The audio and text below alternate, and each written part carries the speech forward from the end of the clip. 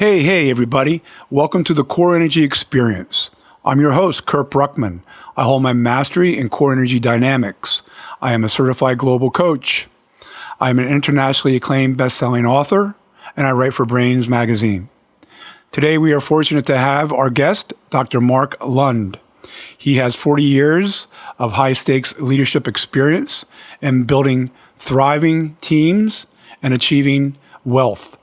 We are also here with our co-producer and associate director, Alex Fabio. Whatever platform you're on, please like and subscribe. We appreciate it. Here's our conversation with Dr. Mark Lund. Hey, Dr. Mark, how are you, my good friend? Absolutely stellar. Wonderful to be here and to see you. That's fantastic. We're so happy to have you on, my friend, and you and I have history, and it's a very good history. So very excited to have you and bring that out. But what we want to do foremost is let you talk about your life from whatever period you want to start to present and or future, and then we're going to just go from there, if that's all right. That sounds fantastic. I'm a man who's driven by purpose. And at this point in my life, I find purpose in doing what I can to literally create large waves that carry across and add legacy. So how did I get to a place that I actually am able to teach, to train, to mentor in leadership? I didn't start out looking to study leadership. It's interesting, and I wound up going to a military college, the Virginia Military Institute, and that certainly gave me some foundations. But, Kurt, what I've realized is that leadership and life in general, they deliver the skills that you need without necessarily studying them. And when I look back at my life, that's certainly it. So did I learn how to lead high-performing teams in the highest stakes circumstances when I went to medical school or residency or fellowship? No. The place where I started to learn how to lead in high-stakes environments was on the mountain faces as I would climb mountains in college with my climbing buddy, Rich, where decisions were sometimes life and death, where you didn't retreat, but sometimes you needed to advance to the rear when you couldn't find a way forward and you needed to figure out how to make the way to the top, how to get to your goal, even though the way you were taking was not necessarily wide open. Right. The Stoics said that the obstacle is the way. Well, I'm a man who hates heights. Oh, boy. But when I was in the beginning part of my first year at the Virginia Military Institute, what they call the rat line, we came to a cliff after a long run, and I was one of the first ones that they had go off the cliff 100, 140 feet Whoa. down. Whoa. And I was sort of voluntold. Down? When you say down, how'd you go down? Well, climb down? You're at the top, and you get hooked in, and you have a rope that's about half an inch diameter, and you literally lean back and go over the edge of this cliff. You're rappelling? And you go down. So you're rappelling? Whoa. Yeah. God bless And again, you. I hate heights. Oh, boy. So too much. Hey, Lund, get up here. You're going to do this. Thinking to myself, do I have a choice? But I don't have a choice. So over the side, a little bit of cajoling and a little bit of a push, and I got over the side and I did what I needed to do. Well, I found that going through that fear created something that I absolutely found passion in, which was climbing and the challenge, both internal as well as the external challenge. It turned out that was teaching me things that I applied in the ICU, that I applied in the emergency room, that I applied in the operating room. Mark, let me just remind you, if you could tell the audience what that means, because we haven't introduced you other than Dr. Mark Lund right now. Sure. So let them know what that is, please. Sure. So my pathway, I guess, was I went to the Virginia Military Institute because I wanted to be a Green Beret. I wanted to jump out of airplanes, run through swamps, and make things go bang. God bless you. God bless. I decided partway through, actually into my senior year or first class year, that I really didn't want to do that, and I wanted to go into healthcare. What was the trigger, Mark? Or what triggered that?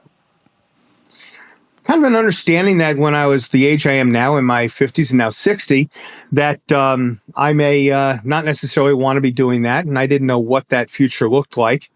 And also, I always had an interest and passion around biology, and had a professor that taught parasitology, or how parasites infect and injure the body.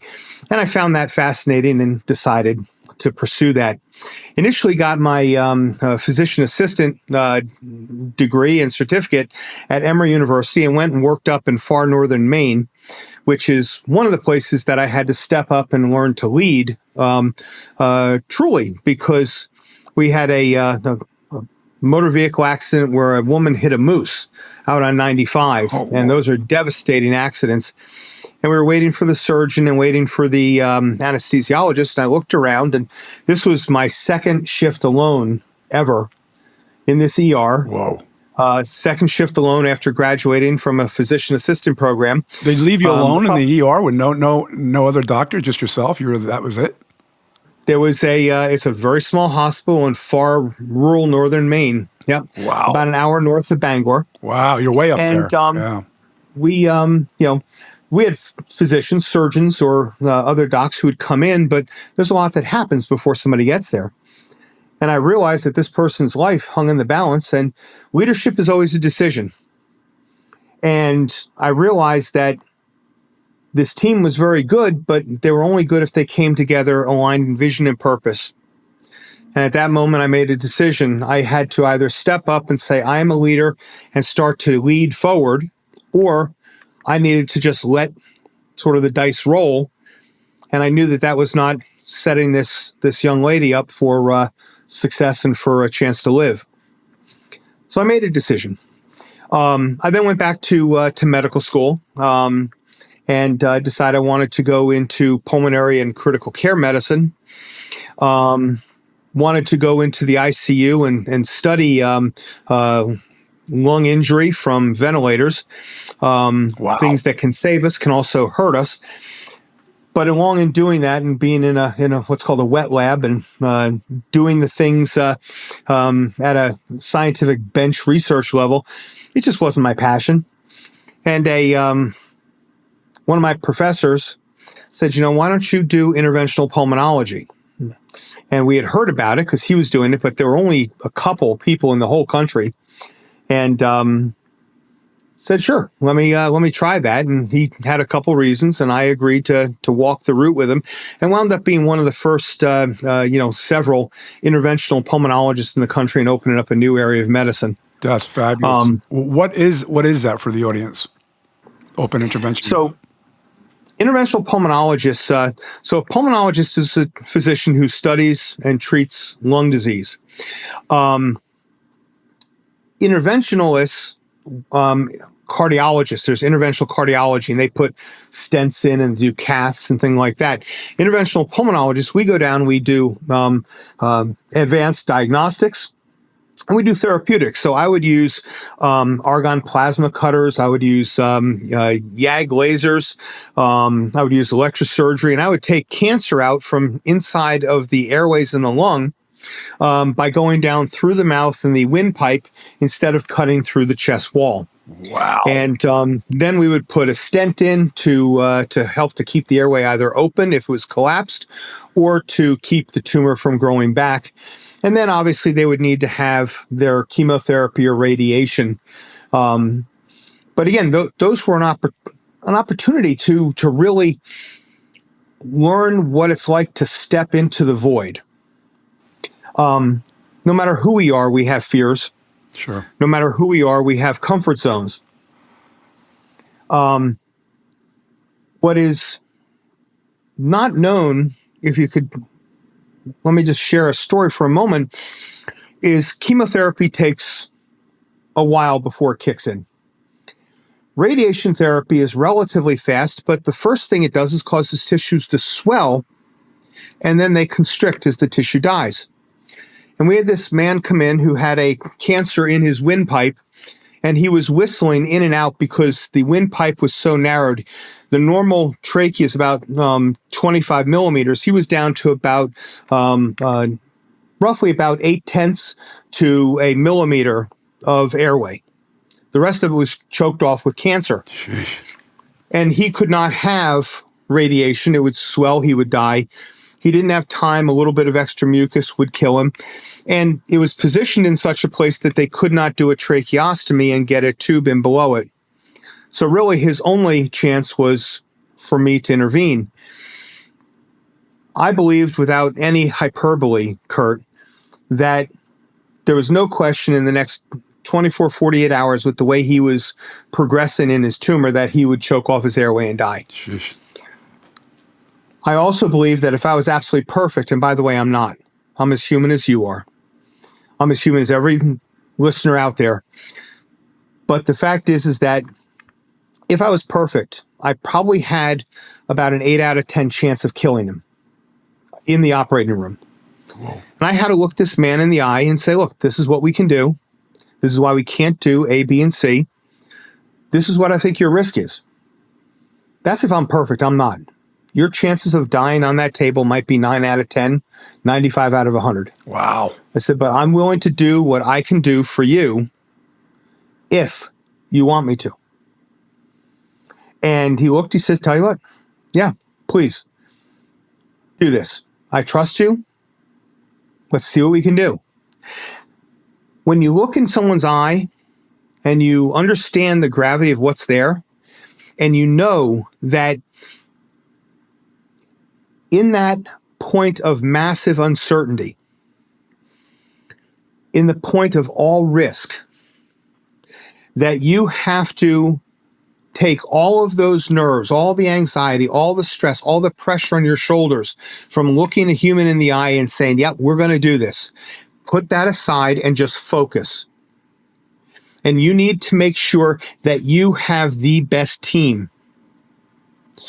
Teams will outperform an individual every time. It wasn't how good I was, whether it's in the ICU, in the emergency room, or in the operating room. And it's never about how good the doctor is. It's how good the team is. Right. Yeah. And if the team comes together, because why? Because, yes, they had to trust me, but they had to trust me I was going to do the right thing by them as well as the patient. Right. We had to have accountability. We had to have a culture that was deep and rock solid. Because when those people come together aligned in vision and purpose, I knew that I could take on the most incredibly challenging thing in the world. And there are others who've done things like that. I'm not special in this. Our Navy SEALs do that. Our firemen do that. They're special people. If we think You're special, they're special. They're special. Yeah. I was just looking at some stuff from a friend of mine who's one of the people that was on the Miracle in the Hudson flight. Ooh. And Sully, Yeah. he is one. Again, I'm not special, but we can learn from what we need to do to accomplish those great things. Because it wasn't about just Sully. It was his first officers, the team. Right. So, But there's knowing that was there's leadership, if I may, there's leadership in there, and that's what you're alluding to. I can hear it coming, and I'm sure the audience too. That someone or some of us are going to have to step up and go, not be the king or the one, but to your point, in a collaborative form, which is what society is understanding more and more now. That we work together more significantly than we do alone. 100%, Kurt. I mean, that's spot on. So an individual who makes a decision to lead must lead boldly. But they have to put the position into context, because what's most important is not just your bold leadership, which does empower the team, but how the team comes together. I don't care who's on the team. I don't care what gripes they have or where they come from or anything else. As soon as they walk into that environment, as soon as it goes click, all that drops and you focus on the job at hand. That's a high-performing team. And they do that no matter how dire the circumstances are. A situation that has the highest stakes, life and death, cannot be managed by every team. But every team who can operate in that circumstance can operate in any other. Right. And that's why you choose to create your team that they can operate in that environment. Because then when anything happens, they come together and they move forward. They know their job. They know their competency. And my competency is not theirs. I might have to make the decision. But I can survey those people, not that the tail wags the dog, but I can therefore open possibilities. We're going to talk about later the concept of human energy. And one of my favorite levels of energy on a simplistic level is what we refer to as level 5. And when you have level 5, all the blinders come off. People talk about, opportunity. Well, if life gives you lemons, you make lemonade. No, that's only the beginning. You see, because when life gives you lemons, first you zest the lemons and you save that zest. You sell it. And then you harvest the pits and put them aside to plant and to grow an ever-larging, grove of lemon trees. And then you get your lemon juice to make lemonade. And then you crush those peels so you get all the oils and essences out for cleaners, for scents.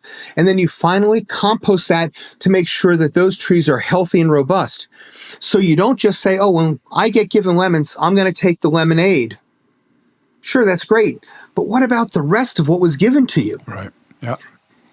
So that's what a team can do, because we all have the possibility of putting blinders on. So it's communication, and I do want to take away a little bit of something from your book, and we're going to get into that in a little while, the book that you've written. There's a quote in there you have from George Bernard Shaw, and if I may, the single biggest problem in communication is the illusion that it has taken place. And this is where what you're describing to us, the leadership ability to understand that we all can be leaders under the same guise if we collectively and collaboratively work together, knowing that shit's going to happen, that the tables are going to turn. And gosh, you being in the ER room and all, you've seen so many things of what we're talking about in this moment that we have to go back, and the plan, the goal, the intention has been broken. So now we have to co-create, right? Get ourselves set up again like you would in the operating room. So let's go there a little bit. Let's talk about, the collaboration of teamwork and how that elevates performance and the transition of life, and however you want to pin that out would be great.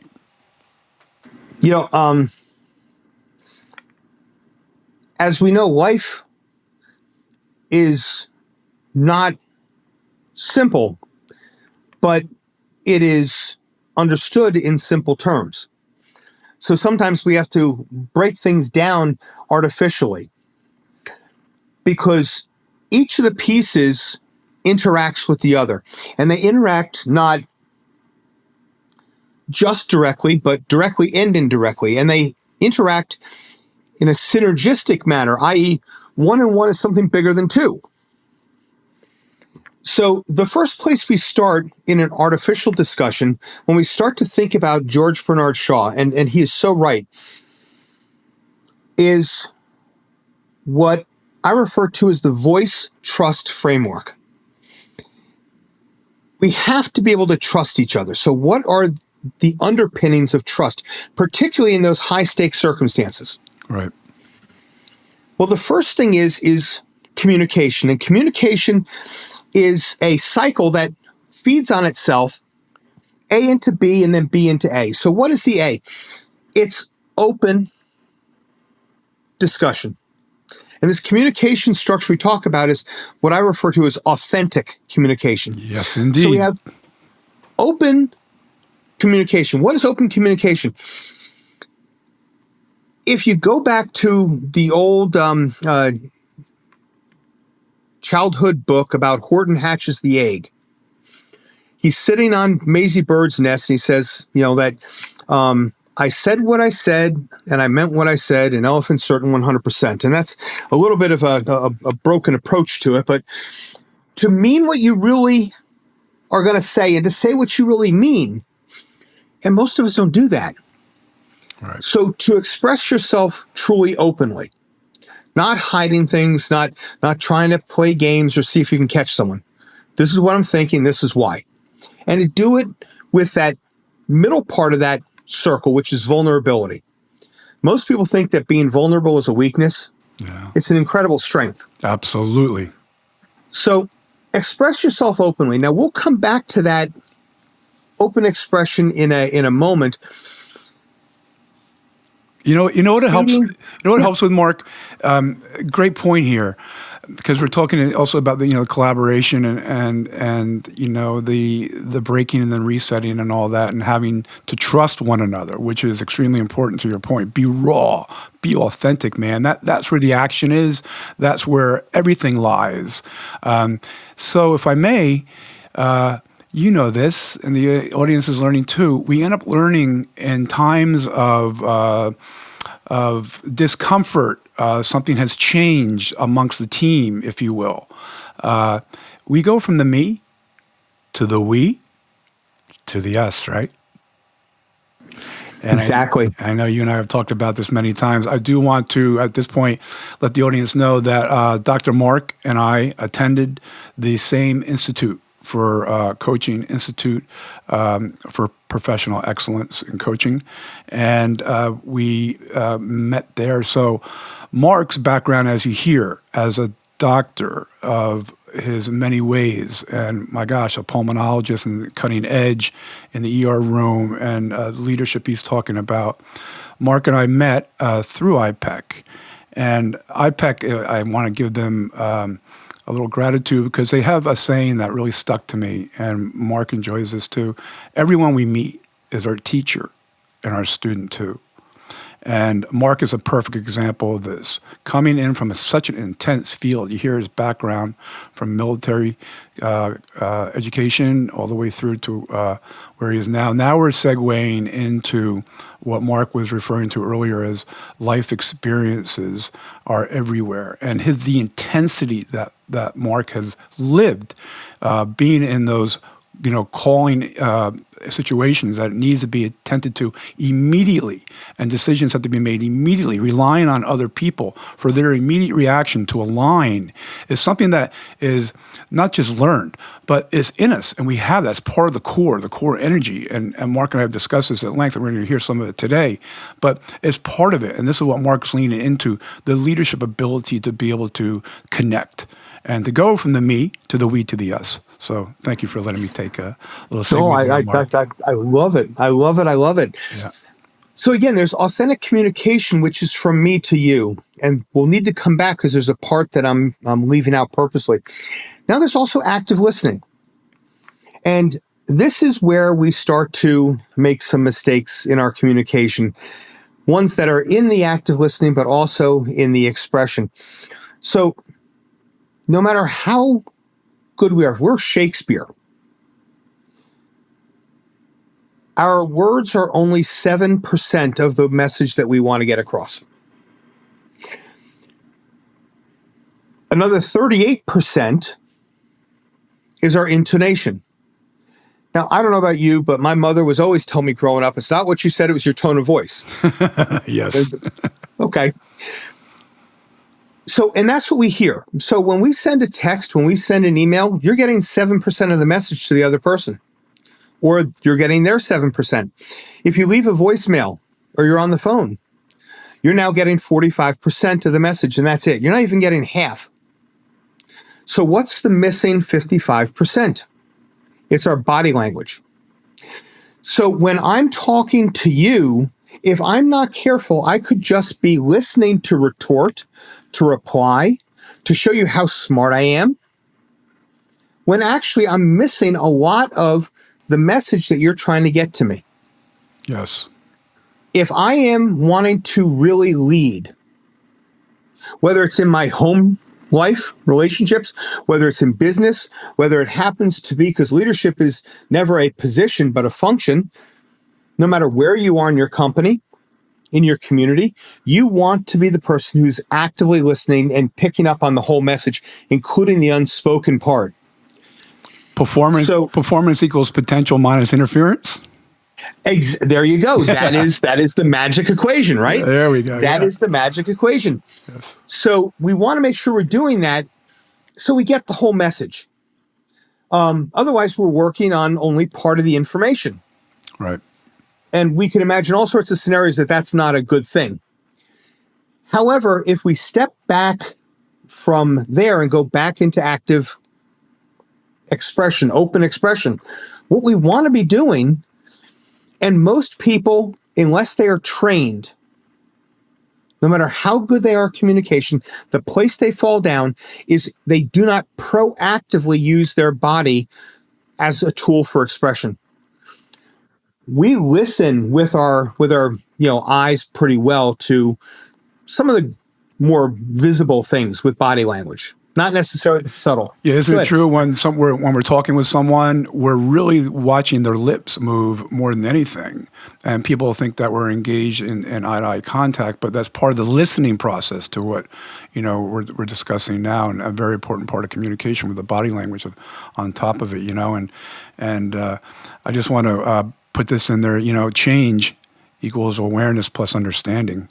So this is what you've been doing to the public since you've been out and exercising all of your understanding of leadership ability and performance, well-being, transition. You speak the language of the core energy in a different way, and that's what the audience is learning that. What is core energy dynamics? Well, there's a lot to it, but we start with the 4 concentrations of leadership, transition, performance, and well-being.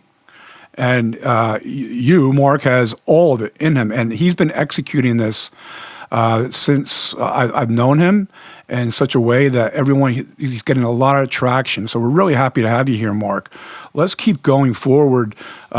When we're talking about communication and whatnot, let's talk NLP a little bit. What do you think about that? I think Neurolinguistic Programming is a really incredible tool. It's an incredible tool for connecting. It's an incredible tool for both proactively connecting with others as well as understanding them. And that goes into some of that body language you just talked about. We have mirror neurons in our brain. And there was always this question. We'd see somebody yawn, and yawns we know are catchy, right? Isn't that wild? Do you have an answer for that, Dr. Mark? Could you help us all with that? Huh? Yeah, definitely. And it's because of these mirror neurons. We see someone do that, and we have this need. If you walk down the street, now granted, if you're in the middle of Manhattan, you might get some different responses than if you happen to be in Atlanta, Georgia, than if you happen to be in the plains of Georgia or in Kansas. So there is an environmental aspect to it, but if you smile at somebody, frequently they will just smile back. You don't even have to know them. That's the mirror neuron. That's part of that deep neuroscience, neuropsychology of why we need to be connected with individuals. That is great information. We just, upon everything you already delivered is fantastic, but learning why we yawn and things of that nature is great. So thank you for that. Well, why we yawn in response to somebody else. Right. The why we yawn itself, there's other reasons, but yes. But, NLP.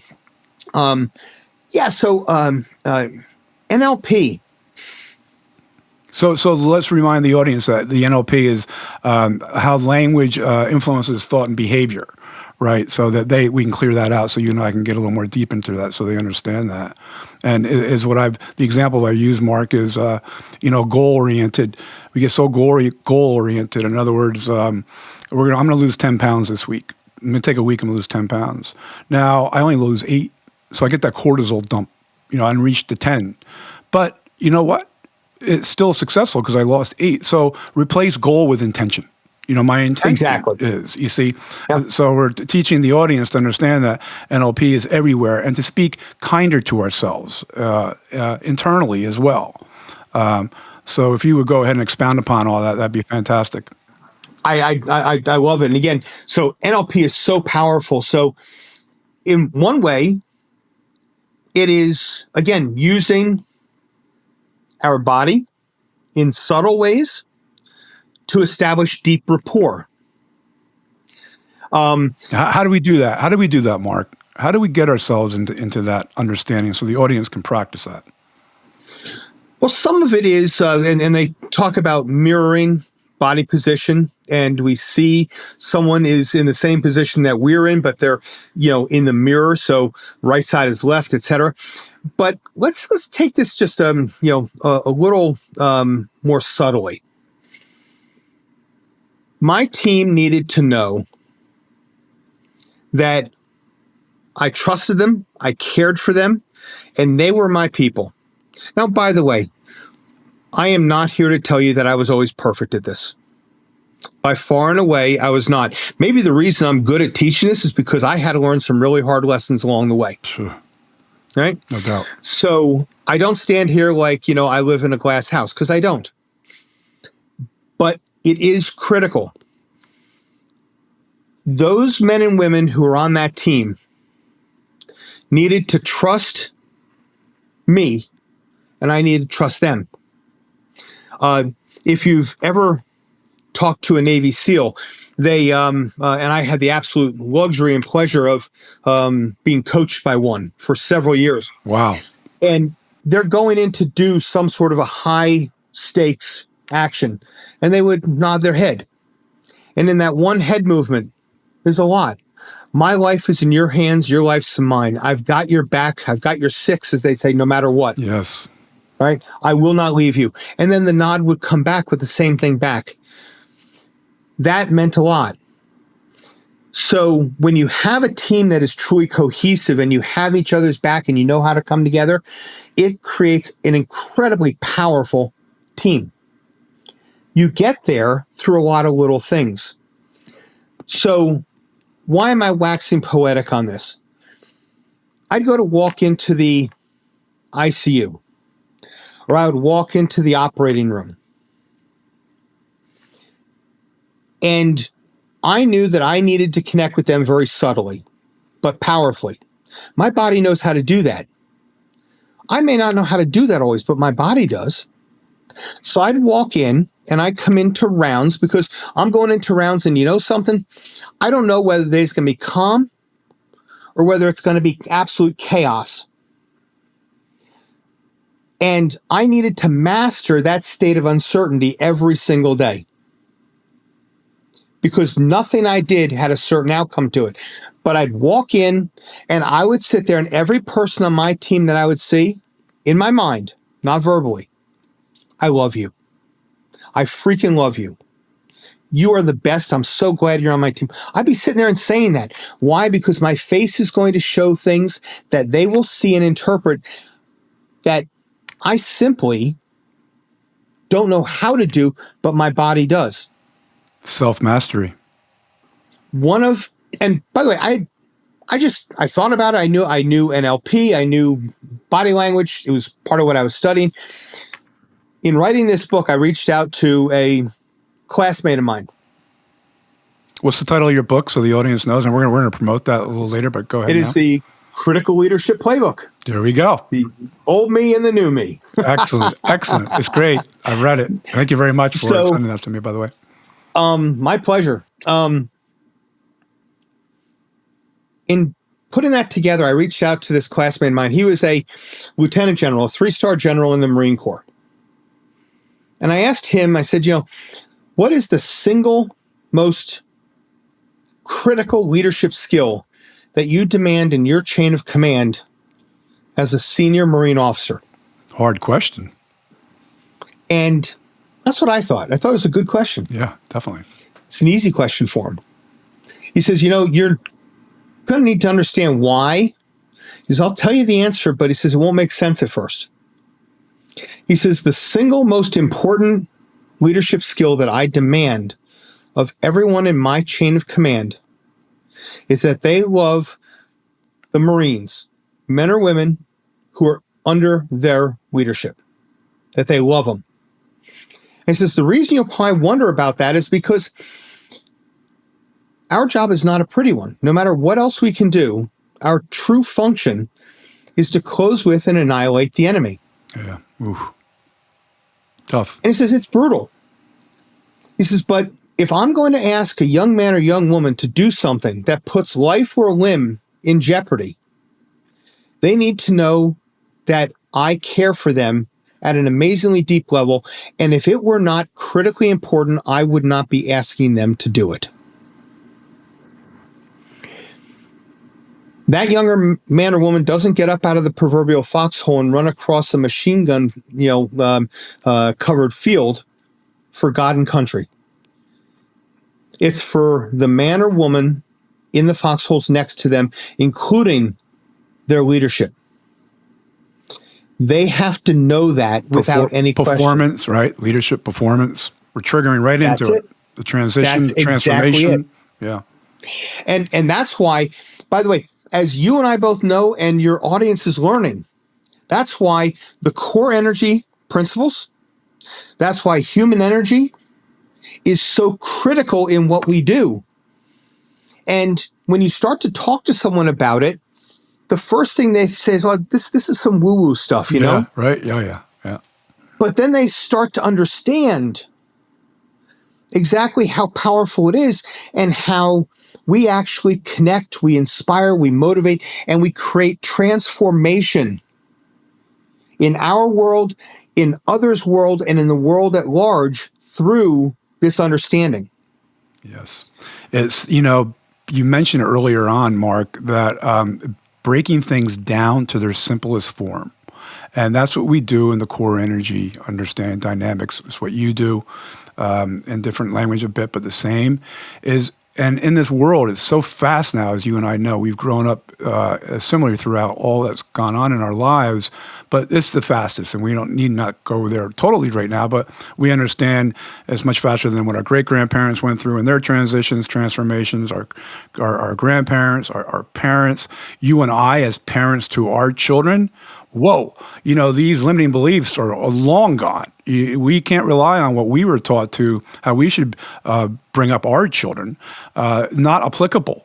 So, it's this time, and time is our friend, right? Why? Because if we're in that catabolic state, we're in that draining, destructive, breakdown state, we're down into that rabbit hole, and we've all been there. And we feel as if there's no way out. Well, the core, we start reaching back into our core and what you and I have been talking about, what you and I have learned and what we have been educated on and now are able to speak it to the world because it's needed now more than ever, is that in the middle of chaos is calm. And in the middle of the storm is going to go away. It's like the hurricane, right? It's all this noise around. What's in the middle? And people's hands, they go up, oh yeah, the eye. Isn't that interesting, right? So what you and I are pushing out here is to help people bring themselves back into themselves, to believe that they have all four of these things, and they do: leadership, transition, well-being, performance. These are all demanding things that our core has in each one of us. And just let the audience know, Mark has his background, as you heard some of it. And I have mine as a trader in the commodity pits, open outcry, yelling and screaming. Stress everywhere in Mark's position, stress as a trader in the floor, minute by minute. And this is one reason why Mark and I resonate so similarly, because the operating room in the emergency situations is very similar to what happens in the trading pits. You have to make a decision. You have to honor that decision immediately, and you have a team with you. So this is what, I know that Mark is trying to help people with, and I as well. And we really appreciate having him here today because we can talk about this and help others understand, look, everyone has value. And we all can come out of that rabbit hole. And we end up, as you know, from where we dropped into the rabbit hole from, when we come out of it, we rise above that and we go even further because now we're in an anabolic state. We're filling. We can feel that we are worthy, that we can do this. And then we really start to elevate ourselves. And that place where we fell from now becomes our foundation. We don't go back there anymore. We know how to retrieve and recover and be resilient. So go ahead, Mark. I love what you're saying, by the way, and I just hooked on to something you said before, which is, I think, really, really important. If you're in any position of management or leadership, in whatever you do, understanding that everyone has value. So let me just lay a scenario out for a minute. As a attending physician in the ICU, we may take care of a patient for 2 weeks. We rotate off. We might not be back on for, another 2, another 6, another 10 weeks, whatever. And sometimes you'd have in those, every 2 weeks, you have a different attending, and the patient would still be sick. Oof. And now you've had a lot of different people thinking about it. Maybe in that week that you're on, you have a couple of other attending physicians, maybe a cardiologist, a surgeon, maybe a kidney specialist. And you have their teams, their fellows and their residents under them. Right. But they're just not getting better. And this is where the blinders come on again. And you're like, okay, it's this diagnosis. The most fun thing in the world, Kurt, is in that place to make sure that, most importantly, when the youngest, the most naive, the most wet behind the ears individual, the medical student or the nursing student says, well, why can't it be this? That you stop. You stop and you truly think about it. Think about it because A, you're showing that they have value in just asking the question. B, it's your opportunity to teach. But more importantly, it's your opportunity to learn and to serve the patient. Yeah. Because we get to a place that, yes, we have all this knowledge and experience, but we're like this. And every doctor that passed it off was, this is what it is. This is what it is. Now that person comes in, and if you just sit there and go, oh, they're just a medical student, you miss it. Yeah. So why do you think that? So you have choice, right? So it's choice to either do and execute the way you're describing it. That's called conscious choice, right? The other choice is knee jerk, and then you shoo it off or however it might be. But you're expressing conscious choice now. Conscious choice, and then processing it. And it is not common, but it does happen that the right answer comes from that question. Right. The right answer. And it is critical because a human life hangs in the balance. It is not about our ego. It's not the level 1, level 2. It's not about our super ego when we're level 3, level 4. It's finding that level 5, the high super ego, or into the connectiveness that we are able to step. And as a leader, we impact everybody. We impact the team, because even though it might not have been everyone on the team, they saw the team was being listened to. It was that person who is someone's father, mother, wife, husband, whatever, that we are then impacting. We have the ability in that moment of decision where your destiny is forged, where you step up as a true energy leader, to truly impact people outside of what you could normally do. Absolutely. And it's so empowering, to take those actions. Mark, let's segue a little bit into the business world, because what we're talking about, audience, applies to everything we do in life.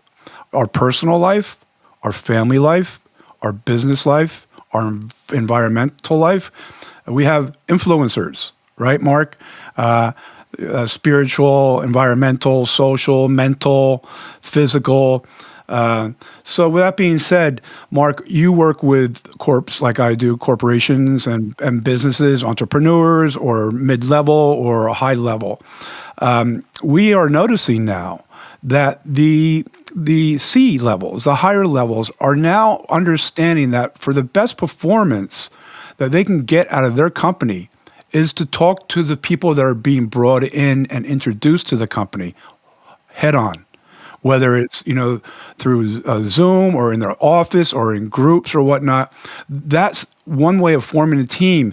The mid-managing level and things of that nature, we get all that. And are they needed? Yes. But the issue is that if we can talk with honesty and rawness and the health of understanding that everyone has value, and that just because I'm a C or a CO or whatever I am, and the individual starting is now just coming in as an intern or just learning the business, there's a lot of performance going on there now. It's not as dysfunctional. It's not as intimidating to work for companies and go to the seat, tap the seat and say, I think of this or that. They're holding more conferences within their organizations to find out what really people are thinking. Everyone. I think for the first time in a long time, and maybe certainly in my lifetime that I know of, is actually understanding that they are part of it. And it's so important to let people understand that as soon as we can, because again, we are all part of the equation, however that is in our life in some way or form. Kurt, you're talking about two things here that are vitally important, and I just want to pause for a minute on one and then go to another, because I'd really love to share a story if I could. Sure. The first is a culture of safety. And I don't mean safe spaces the way we talk about in a lot of ways. A culture of safety is the ability to speak up, to be able to bring an innovative idea or to point out something that is a risk. Putably, the Challenger disaster with an O-ring seal was because they didn't have a culture of safety. They didn't feel that they could speak up. And we have, dead American heroes. Why? Because somebody didn't feel that they could speak up. It wasn't safe. Let me go back to the most important thing that I think I'm hearing in this, and please correct me if I'm wrong, but what we're talking about is culture. Yes. And most every business leader thinks that they have a great culture. Most don't. But an impactful, true culture that is truly purpose-driven is the most powerful thing a business can have. And a culture is three things. A culture needs to be led from the top. So not just put on the wall, it needs to be led from the CEO, the owner, the C-suite. And the way that it is then brought to life is through the ethos. So a culture is lived, it's breathed every moment of every day by the employees in what's known as the ethos. And that creates an environment that is palpable. And that is what is known, it's an anthropologic term, but the zeitgeist. And that zeitgeist Explain that, please. Zeitgeist, so the zeitgeist is, okay, imagine how would you feel to be walking on the streets of Philadelphia in 1775 as revolution is starting to bubble up? It has a certain feel to it, right? There's certain smells. People are wearing, wool and linen, and it's hot and humid in Philly. So there's going to be some smells. There's going to be horses around. There's going to be sounds. It's a feeling. The same is true if you were to live in ancient times in Mesopotamia. There's a feeling. When a culture is well led and it is delivered moment by moment with a strong ethos, there is a feeling, no matter who it is, the employees, the clients, the vendors, the state inspectors, it doesn't matter who it is. When they interact with the business, either walking into it or someone who is leaving it to service them in the home, they have a feeling in that interaction. That is the zeitgeist of culture.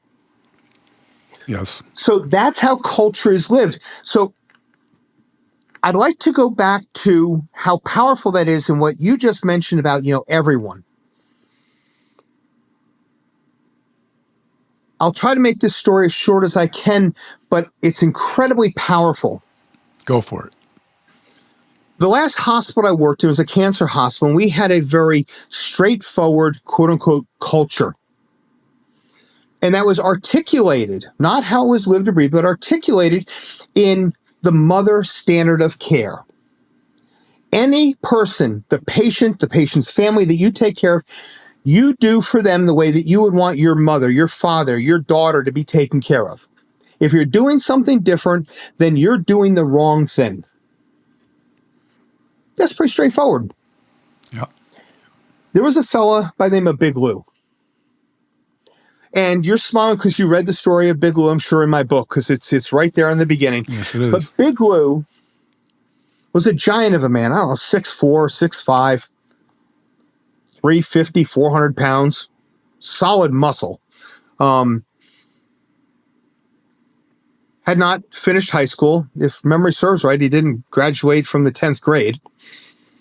And he worked in what is ostensibly one of the lowest positions in any hospital, which is environmental services. Picking up trash, cleaning toilets, mopping floors.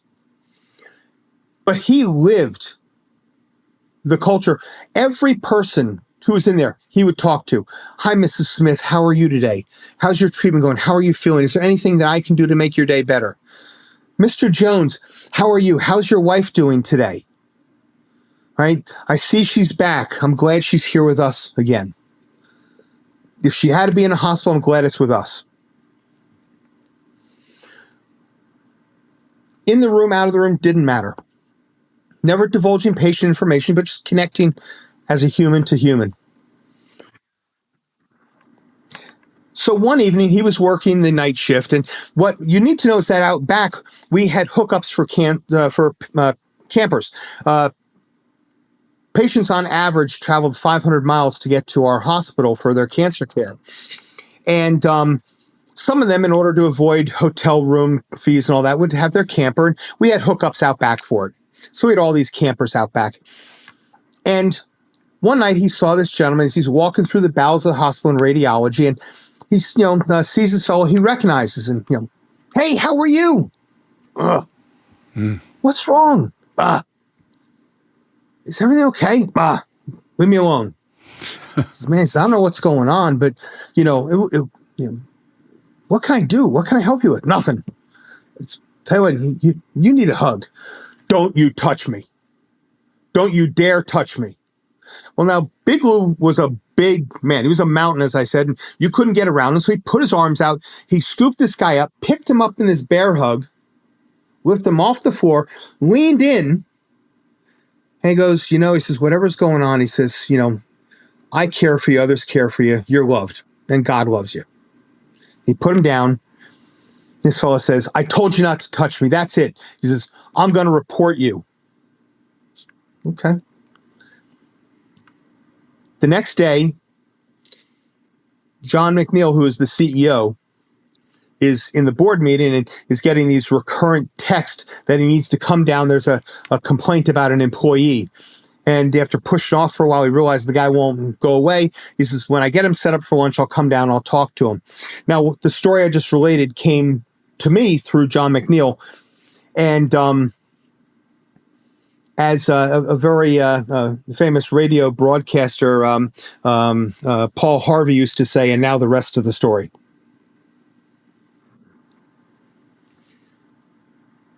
He told John the story that I just related to. He says, and now, he says, let me tell you what was really going on. He says, you might not know this about me, he says, but my wife and I are only children. Our parents have both passed. We didn't have any siblings. We didn't have any children. As a matter of fact, we don't have neighbors. For the past number of years, we've only had our motorhome and we've traveled around. And yes, and when we pull into different campgrounds, we see people that we're friendly with, but we're not in touch with them when we're not there. As a matter of fact, he says, our dog died a little bit ago, and the fact is that we decided until she was done with her cancer treatment that we weren't going to get another one. And then he said, my wife died in your ICU last night. Ooh. And he says, I was sitting there holding her hand, waiting for the undertaker to come. I realized that I was completely and utterly alone in this world. I had nobody. I had nobody to call, no one to let know, no one to simply talk to. He says, I was just alone. Heavy energy, huh? Heavy. He says, and after I had taken care of paying for her care and they had put her on the stretcher and had taken her out, As I was walking back to my camper, and in that camper, he says, I've got a handgun and I was going to kill myself Oh, my Lord. because I had nothing to live for. He says, and then this man who always talked to us wouldn't listen to me. He wouldn't take no. He wouldn't stay away. He picked me up when I didn't want him to, and he gave me a hug, which I didn't want. And he told me that he loved me and that I was cared for. He says, in that very moment, I decided that I was not going to kill myself. So I'm here not to tell you in anger about him, but to thank him. Kurt, when the lowest person in an organization's hierarchy and totem pole, with the least education, saves a human life, which is the mission of the facility, the organization you're in, as sure as any high-level doctor or nurse or the CEO who runs the place, you've got a darn good culture. Absolutely. Definitely. Every person who's listening to this, they can have the same culture.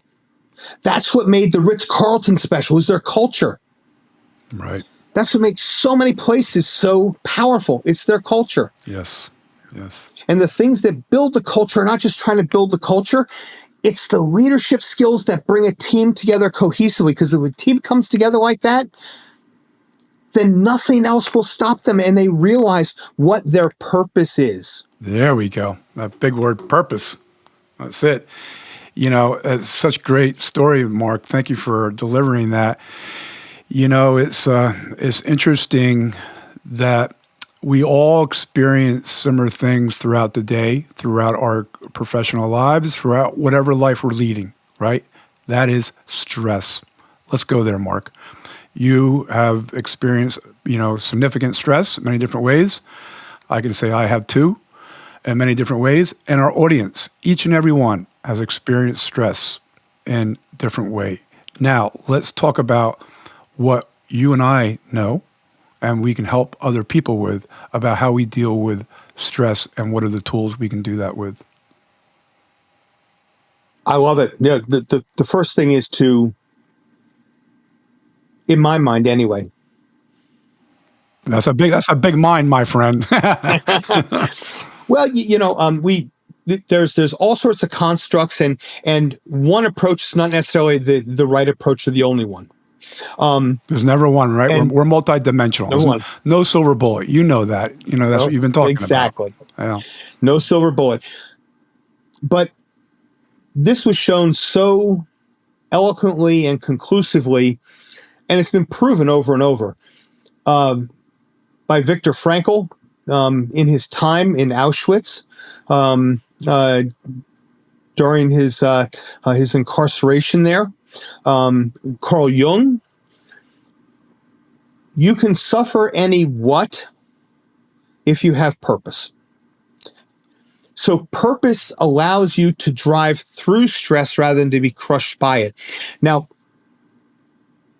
we still experience stress, but the thing that allows us to keep going is that purpose, that higher objective.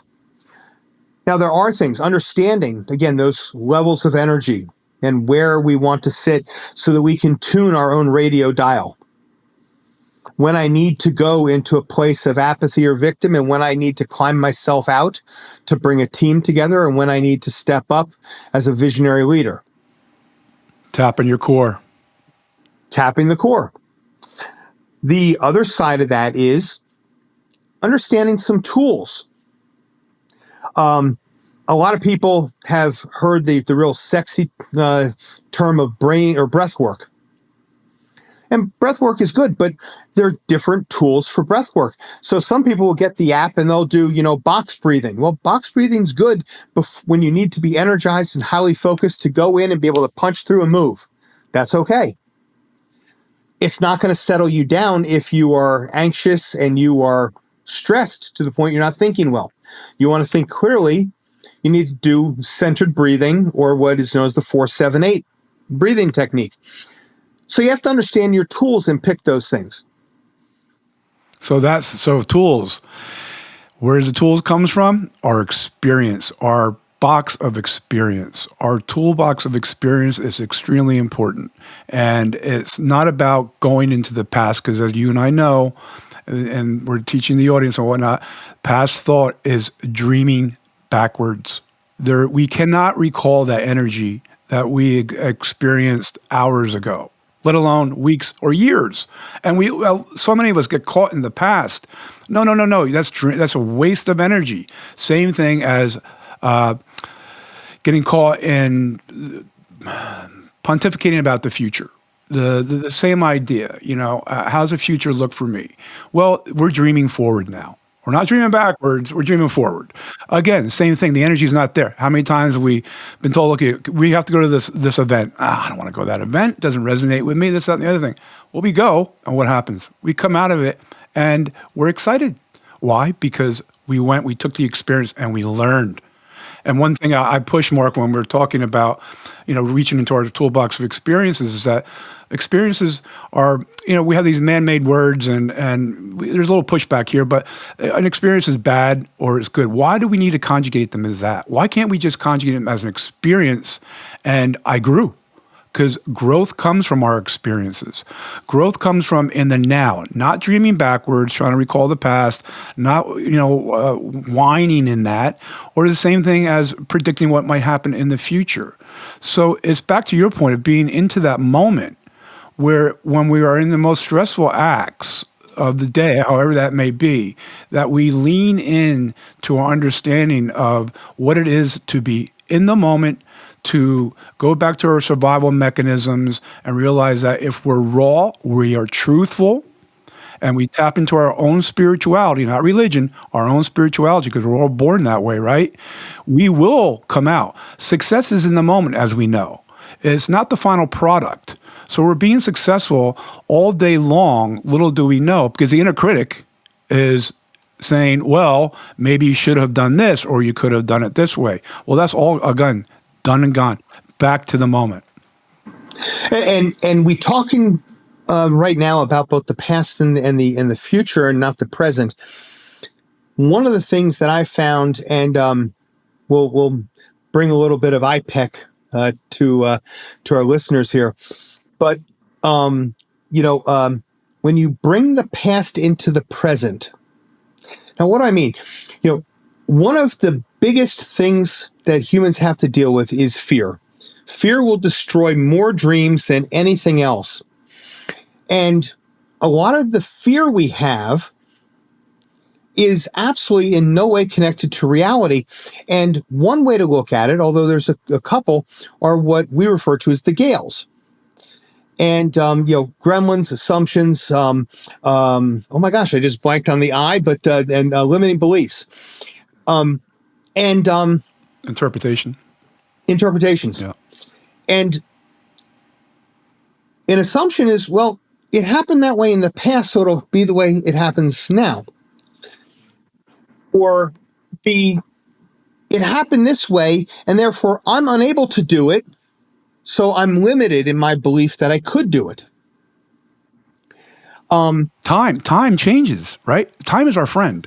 Time changes everything, and that's how we keep, moving through our transitions and moving into our new transformation. And that is a cycle we keep doing. Back to fear for a minute, Mark. One of my examples I like to use about fear is that fear is simply an alarm clock. Why is that, Kurt? Well, because fear is coming at us and it's letting us know something's coming. It's not going to be agreeable for us, but it's coming. And you know what? You can't stop it. So it's coming. So it's letting us be alert that it's coming. That's a good thing, because now we can take it with awareness. We can accept it, right? Validate it. Now we start to move with it and say, okay, fear, I understand. I'm in this situation, but I'm going to let go of you now. You've done your job. You've come, you've woken me up, and I know you're here, and I'm addressing the issue. So now I'm going to move into my consciousness of choice. And with that, I'm going to open up opportunity. It's going to capture me away from the fear. The moment's going to change. It's going to dissipate, and new energy is coming in. And now I'm going to go through my transition, trust my process, and into my transformation. So I exactly. I love it. Fear is, as you said, it's a wake-up call. Yes. It's not. It is not a warning. It is not a harbinger of dire impacts. It is an ability for you to say, wow, here's something that is a challenge. Let me embrace the challenge. Going back sort of where we started, the Stoics, the obstacle is the way. Yes. When we embrace the obstacle, right? Embrace the obstacle. Don't force. That's it. Don't force. Embrace. Embrace it. Don't force it. Embrace it. Take it.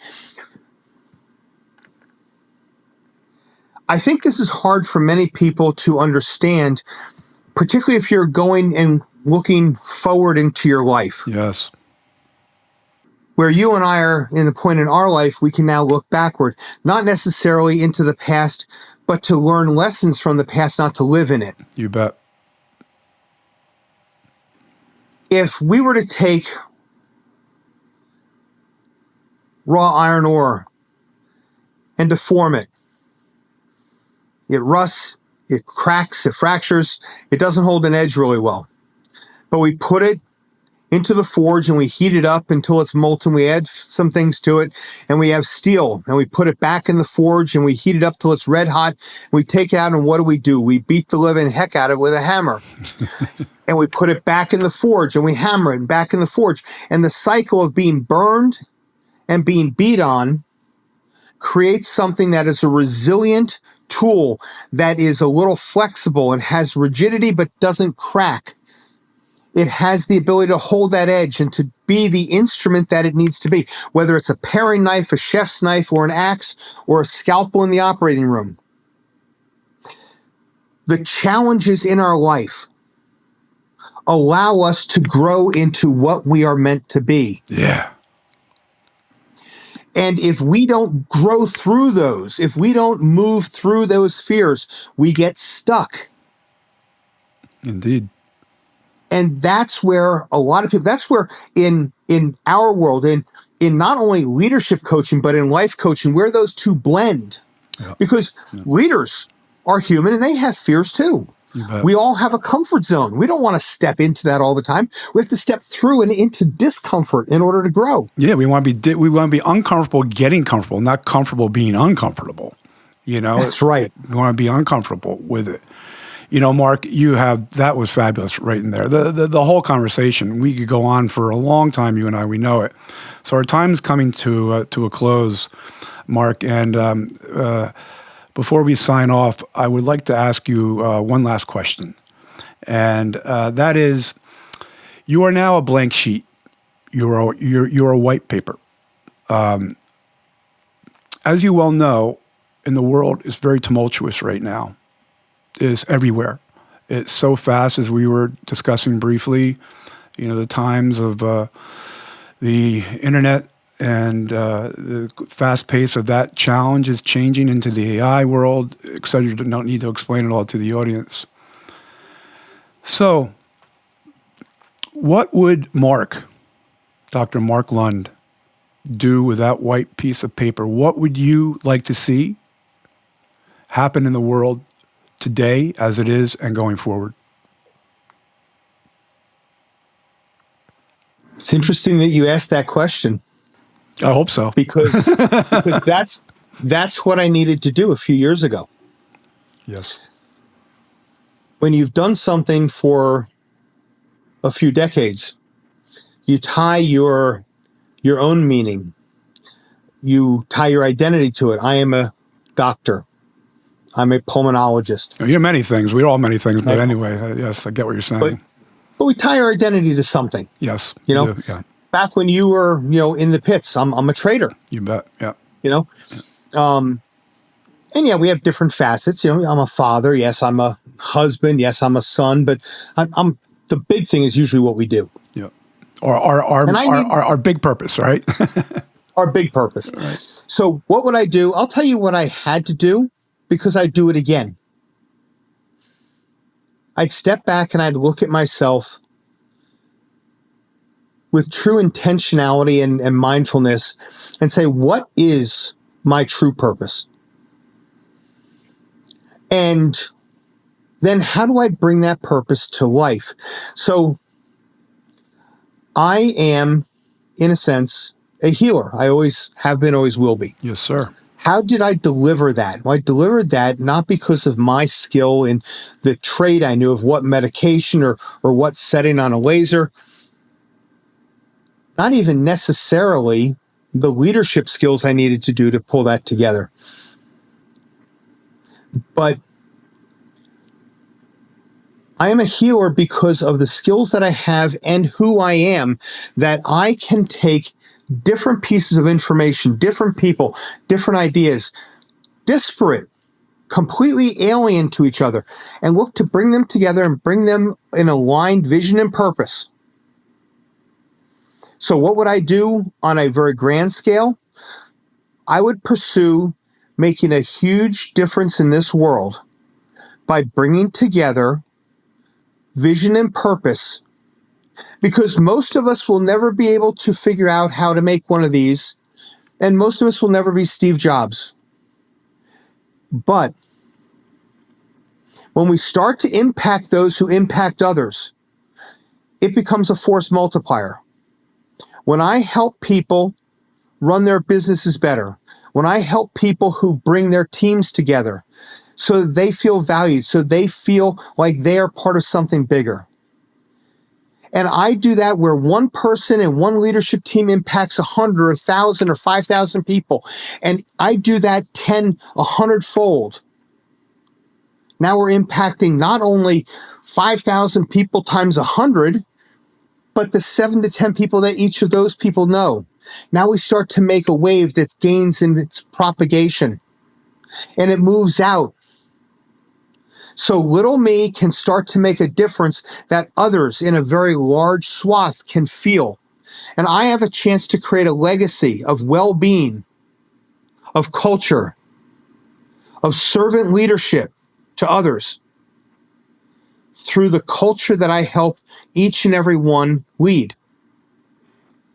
So that's my purpose. What would I do? The same thing. What is it that I'm really good at? But that's not my why. I'd find my why intentionally. And I'd say, what is it that I can do and how do I want to do it? I do that through leadership, through culture, through team building, so that I can impact people I will never see. But their life will be better because of what we did. We, who's we? Myself, my team, the executive team of the companies I work with, so that we touch many more people than we would ever be able to individually. Yeah, that's beautiful. Back to your core and the understanding that it is about culture. Certainly in the big grand scheme of things, a lot of different cultures out there, as we well know. So how do we all get along and collaborate and make that big wave? And you just summed it up very nicely, Mark, and we appreciate it. You have done a beautiful job, and it's been so nice talking with you about energy, about leadership, about the tie-ins of it all, helping everyone understand more and more that we all are the same and that we have the same abilities to go out there and create a wave of purpose to help ourselves and most importantly, help others help themselves. So, Mark, thank you so much for that. If you will, to the audience, let us know, tell us the title of your book, where we can possibly get that, also where we can reach Mark, Dr. Mark Lund, at any point in time for your services, obviously in your leadership area and all that you do. Obviously, as we explained to everybody, core energy is a part of each and every one of us, and we all maybe perhaps have something that triggers us to be more upfront than others, but we have so many tools. So if you will let the audience know, Mark, that'd be great. Of course. Well, thank you. And my book is called The Critical Leadership Playbook, and it's 10 high-stakes skills that really come from the ICU but can be applied to life in general and certainly to leading businesses. If someone's looking for some information on the book, they can find that on Amazon.